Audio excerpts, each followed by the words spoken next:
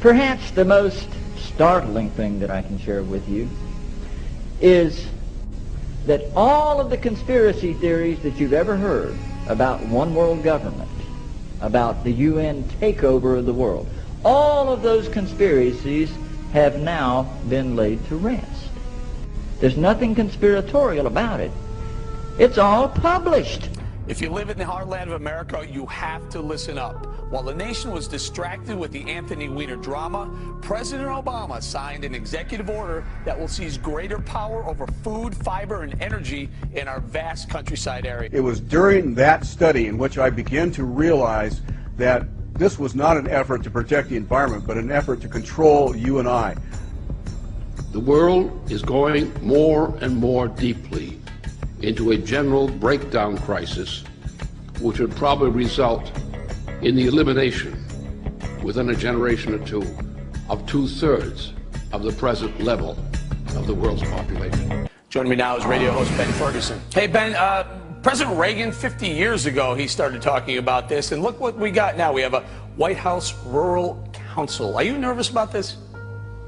Sure, and anybody that's in rural America should be worried about this, because what they're saying is we're going to look at what you're doing in your life, and if we seem that you're not somehow using your land to the advantage of the overall American people, then we may have some quote-unquote maybe strong suggestions for you. I mean, look at the people in Minot, North Dakota, for example, this week, who are having to deal with the government, and guess what? They didn't do it right with the levees there, so even when there's a place with a lot of people, they say, hey, why would I want the government telling me what to do with my farmland? Because that area there is massively involved with farm. What, are they going to walk in with the defense secretary and start telling them where they should farm, how they should farm, and what they should do with their land? I mean, this to me scares me. And then I stumbled on page 993, and friends, if you don't think that's some heavy reading at night, page 993, after describing these protected areas, sums it all up by saying the recently published Wildlands Project in the United States is the central theme of protected areas. And on page 15 of the Wildlands Project, Dr. Reed Noss says that we must convert at least 50% of the land area of North America to wilderness, off limits to human beings. Go ahead, Chris Plant, you're up.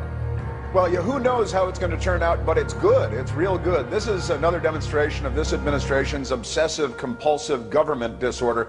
They've decided that government needs to seep in. And it's not just, you shouldn't just be worried if you're in the heartland.